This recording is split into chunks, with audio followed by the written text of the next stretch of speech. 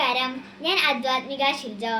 എല്ലാവർക്കും മലയോര എക്സ്പ്രസ് ന്യൂസിലെ പ്രഭാത വാർത്തകളിലേക്ക് സ്വാഗതം. കനത്ത മഴ മൂലം ആലപ്പുഴ, എറണാകുളം, വയനാട്, കാസർഗോഡ്, കോട്ടയം ജില്ലകളിലെ വിദ്യാഭ്യാസ സ്ഥാപനങ്ങൾക്ക് ഇന്ന് അവധി. പ്രൊഫഷണൽ കോളേജുകൾ ഉൾപ്പെടെയുള്ളവയ്ക്ക് അവധി ബാധകമാണ്. കോഴിക്കോട് ജില്ലയിലെ വടകര, താമരശ്ശേരി താലൂക്കുകളിലെ വിദ്യാഭ്യാസ സ്ഥാപനങ്ങൾക്കും അവധി പ്രഖ്യാപിച്ചിട്ടുണ്ട്. LDF ഭരണകാലത്തെ PSC നിയമന തട്ടിപ്പുകളിൽ PSC ചെയർമാൻ അടക്കമുള്ളവരെ ക്രൈംബ്രാഞ്ച് ചോദ്യം ചെയ്യും. ആസൂത്രണ ബോർഡിൽ ഉന്നത പദവിയിൽ നിയമനം നേടിയ CPM നേതാവ് 4 ചോദ്യങ്ങൾക്ക് ഉത്തരം എഴുതിയിരുന്നില്ല. 6 ചോദ്യങ്ങളുടെ ഉത്തരം തെറ്റായിരുന്നു. പരീക്ഷ എഴുതിയ മറ്റുള്ളവർക്ക് 0 മാർക്ക് നൽകിയാണ് നിയമനം നൽകിയതെന്നും ക്രൈംബ്രാഞ്ച് കണ്ടെത്തി. വിവിധ തസ്തികകളിൽ CPMകാരെ നിയമിക്കാൻ നടത്തിയ തട്ടിപ്പുകൾക്കെതിരെ കൂടുതൽ പരാതികൾ അന്വേഷണ സംഘത്തിന് ലഭിച്ചിട്ടുണ്ട്. പശ്ചിമേഷ്യയിൽ ഇന്ത്യൻ നാവികരുടെയും കപ്പലുകളുടെയും സുരക്ഷ ഉറപ്പാക്കാൻ നടപടികളെടുക്കുമെന്ന് കേന്ദ്രമന്ത്രിസഭ. നാവികർക്ക് വിവരങ്ങൾ കൈമാറാനും അടിയന്തര സഹായങ്ങൾ ഉറപ്പാക്കാനും പ്രധാനമന്ത്രി നരേന്ദ്രമോദിയുടെ അധ്യക്ഷതയിൽ ചേർന്ന യോഗം നിർദ്ദേശിച്ചു. കീടനാശിനികളുടെ ലഭ്യത ഉറപ്പുവരുത്താനും പുനരുപയോഗ ഊർജ്ജത്തിന്റെ ഉപയോഗം പ്രോത്സാഹിപ്പിക്കാനും യോഗത്തിൽ നിർദ്ദേശമുണ്ട്. PM ശ്രീ പദ്ധതിയിലൂടെ ഒരു വർഗീയ അജണ്ടയും നടപ്പാക്കില്ലെന്ന് വിദ്യാഭ്യാസ മന്ത്രി N ഷംസുദ്ദീൻ. കേരള സിലബസ് മാത്രമേ കേരളത്തിലെ വിദ്യാലയങ്ങളിൽ പഠിപ്പിക്കൂ. LDF സർക്കാർ വരുത്തിവച്ച പ്രതിസന്ധിയാണ് PM ശ്രീ കരാറെന്നും അദ്ദേഹം പറഞ്ഞു. വീര്യം കുറഞ്ഞ മദ്യം വിൽക്കുന്നത് സംബന്ധിച്ച് തീരുമാനിക്കാൻ UDF ഉപസമിതി രൂപീകരിക്കും. രണ്ടാം ഭൂപരിഷ്കരണം, സ്വകാര്യ നിക്ഷേപം തുടങ്ങിയവയിൽ തീരുമാനമെടുക്കാൻ ഒരു ദിവസം നീളുന്ന യോഗം ചേരാനും UDF തീരുമാനിച്ചു. ശബരിമലയിൽ ഈ മണ്ഡലകാലത്ത് പുറത്തുനിന്ന് നെയ് വാങ്ങേണ്ടെന്ന് തിരുവിതാംകൂർ ദേവസ്വം ബോർഡ്. അരവണ നിർമ്മാണത്തിനായി ഭക്തർ കൊണ്ടുവരുന്ന നെയ് മാത്രം ഉപയോഗിച്ചാൽ മതിയെന്നാണ് തീരുമാനം. നെയ് ശുദ്ധീകരിക്കാൻ ശബരിമലയിൽ പ്ലാന്റുണ്ട്. LDF ഭരണകാലത്ത് മിൽമയിൽ നിന്ന് വാങ്ങിയ നെയ് മറിച്ചുവിറ്റ് ഗുണനിലവാരം കുറഞ്ഞ നെയ് ശബരിമലയിൽ ഉപയോഗിച്ചതിനെക്കുറിച്ച് അന്വേഷണം പുരോഗമിക്കവെയാണ് ബോർഡിന്റെ തീരുമാനം.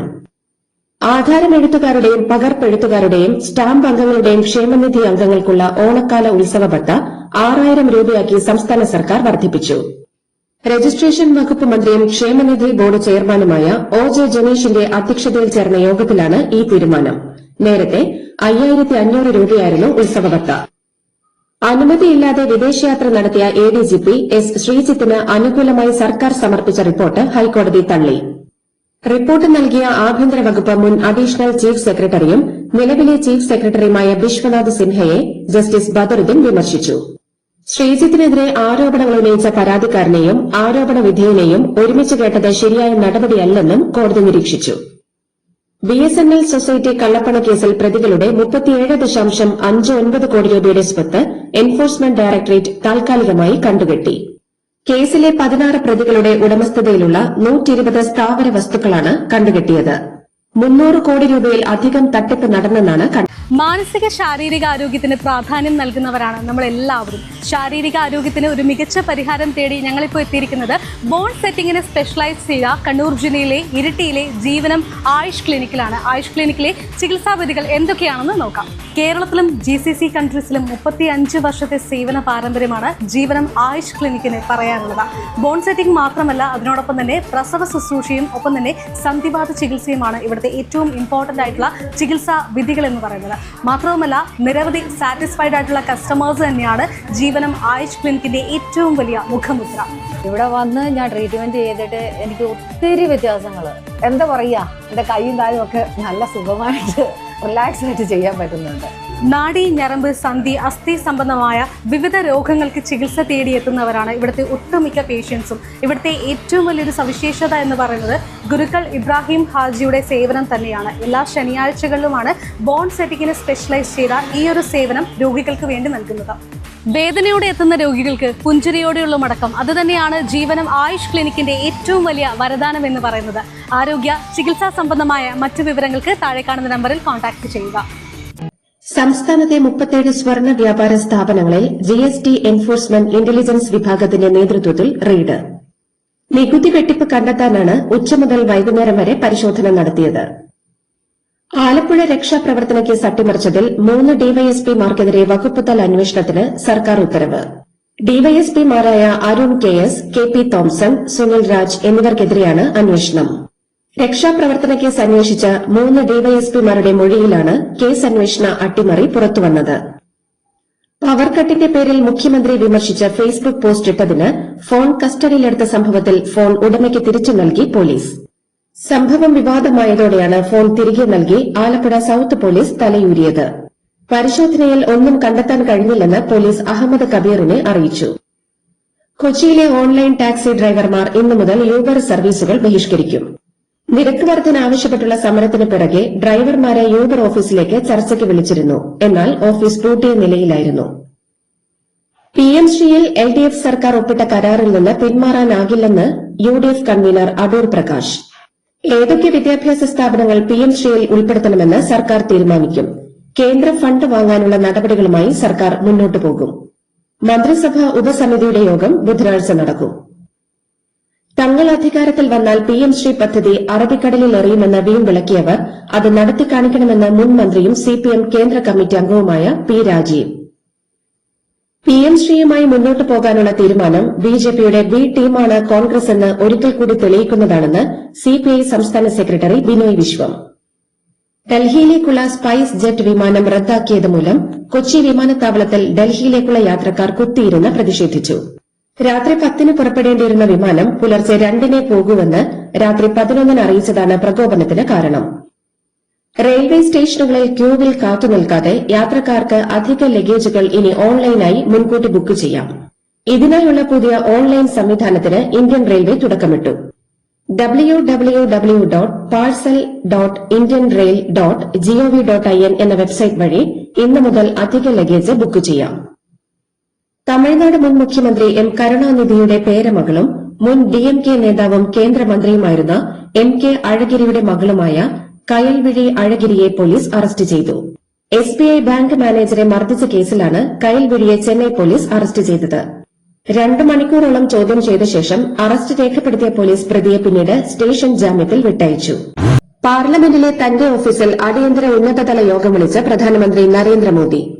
ആഭ്യന്തരമന്ത്രി അമിത്ഷാ, പ്രതിരോധ മന്ത്രി രാജ്നാഥ് സിംഗ്, വിദേശകാര്യമന്ത്രി S ജയശങ്കർ, ധനമന്ത്രി നിർമ്മല സീതാരാമൻ, ദേശീയ സുരക്ഷാ ഉപദേഷ്ടാവ് അജിത് ഡോവൽ എന്നിവരുൾപ്പെടെ കേന്ദ്ര മന്ത്രിസഭയിലെ പ്രമുഖരും ഉന്നത ഉദ്യോഗസ്ഥരും യോഗത്തിൽ പങ്കെടുത്തു. നീറ്റ് പരീക്ഷാ ക്രമക്കേടുകളിൽ പ്രതിഷേധിച്ച് ജന്തർ മന്ദിറിൽ നടന്ന സമരത്തിൽ പങ്കെടുത്തവർക്കെതിരെ രജിസ്റ്റർ ചെയ്തിരുന്ന കേസുകൾ പിൻവലിക്കാൻ ഡൽഹി സർക്കാർ ഉത്തരവിട്ടു. ജൂലൈ 29-ന് വൈകുന്നേരം 6 വരെയുള്ള കണക്കുകൾ പ്രകാരം പ്രതിഷേധങ്ങളുമായി ബന്ധപ്പെട്ട പോലീസ് 13 കേസുകളാണ് രജിസ്റ്റർ ചെയ്തതെന്ന് ആഭ്യന്തര വകുപ്പ് പ്രിൻസിപ്പൽ സെക്രട്ടറി സന്തോഷ് D വൈദ്യ വെളിപ്പെടുത്തി. ഡൽഹിയിൽ പോലീസ് അതിക്രമത്തിന് ഉത്തരവാദിയായ കേന്ദ്ര ആഭ്യന്തരമന്ത്രി അമിത്ഷാ രാജിവെക്കണമെന്ന് രാജ്യസഭയിൽ കോൺഗ്രസ് അധ്യക്ഷൻ മല്ലികാർജ്ജുൻ ഖർഗെ. വിദ്യാർത്ഥികൾക്ക് നേരെ പെല്ലറ്റും കണ്ണീർ വാതകവും പ്രയോഗിച്ചതും ലാത്തിചാർജ് നടത്താൻ നിർദ്ദേശിച്ചതും അമിത്ഷായാണ്. പ്രധാനമന്ത്രി നരേന്ദ്രമോദി ആഭ്യന്തരമന്ത്രി അമിത്ഷായുടെ രാജി ചോദിച്ചു വാങ്ങണം. RSS ദളിത് വിരുദ്ധതയും മനുസ്മൃതിയും സിലബസിന്റെ ഭാഗമാക്കിയെന്നും അദ്ദേഹം ആരോപിച്ചു. മന്ത്രി JP നദ്ദയും ചെയർമാൻ CP രാധാകൃഷ്ണനും ഖർഗെയുടെ പരാമർശങ്ങളെ എതിർത്തു. ഖർഗെയുടെ പരാമർശങ്ങൾ രേഖകളിൽ നിന്ന് നീക്കി. പ്രധാനമന്ത്രി നരേന്ദ്രമോദി രാജിവെച്ച് സോഷ്യൽ മീഡിയ ഇൻഫ്ലുവൻസർ ആകണമെന്ന് CJP സ്ഥാപകൻ അഭിജിത് ദീപ്കെ. ഡൽഹിയിൽ നിന്ന് മഹാരാഷ്ട്രയിലെ വീട്ടിലെത്തിയ ശേഷം മാധ്യമങ്ങളെ കാണുന്നതിനിടെയായിരുന്നു അഭിജിത് ദീപ്കെ പ്രധാനമന്ത്രിയെ പരിഹസിച്ചത്. എഥനോൾ പെട്രോളിനെതിരെ ഡൽഹിയിൽ ഇന്ന് പ്രതിഷേധം പ്രഖ്യാപിച്ച ടീം ഭാരത് എന്ന സംഘടനയുടെ നേതാവ് തെഹസിൻ പൂനെവാലയുടെ ഇൻസ്റ്റഗ്രാം അക്കൌണ്ട് റദ്ദാക്കി. കേന്ദ്ര സർക്കാരിനെതിരെ സത്യം പറഞ്ഞതിനാണ് നടപടിയെന്ന് പൂനെവാല വിമർശിച്ചു. മധ്യപ്രദേശിലെ ധറിലെ ബോധ്ശാല സമുച്ചയത്തിന് സമീപത്തുള്ള ദർഗയിൽ മുസ്ലിം മതവിശ്വാസികൾക്ക് വെള്ളിയാഴ്ച ഉച്ചയ്ക്ക് 1 മണി മുതൽ 3 വരെ പ്രാർത്ഥന നടത്താൻ സുപ്രീംകോടതിയുടെ അനുമതി. ചീഫ് ജസ്റ്റിസ് സൂര്യകാന്ത് അധ്യക്ഷനായ ബെഞ്ചാണ് ഉത്തരവിട്ടത്. പരീക്ഷാ ചോർച്ച തടയുന്നതിനുള്ള പബ്ലിക് എക്സാമിനേഷൻസ് ഭേദഗതി ബിൽ രാജ്യസഭയിൽ അവതരിപ്പിച്ചതിനെ തുടർന്ന് സർക്കാരും കോൺഗ്രസും തമ്മിൽ തർക്കം. 10 വർഷം വരെ തടവും 50 ലക്ഷം രൂപ വരെ പിഴയും വ്യവസ്ഥ ചെയ്യുന്ന ബില്ലിന്മേലുള്ള ചർച്ചയിൽ വിദ്യാർത്ഥി പ്രതിഷേധത്തിനെതിരായ പോലീസ് നടപടിയെ കോൺഗ്രസ് ശക്തമായി വിമർശിച്ചു. അമേരിക്ക ഇറാൻ സംഘർഷം കനക്കുന്നു.